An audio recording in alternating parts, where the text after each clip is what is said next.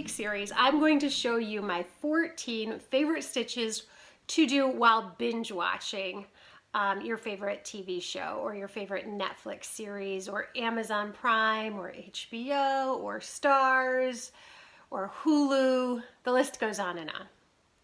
So grab your hook, grab your yarn, grab your remote, and probably a drink, and let's dive right in. Hey everybody, I'm back. Day three. Can you believe that? So day 3 is the wave stitch. Just gonna hold it up so you can take it all in. So the wave stitch is a stitch where you do need to change colors every row, otherwise you don't see the wave.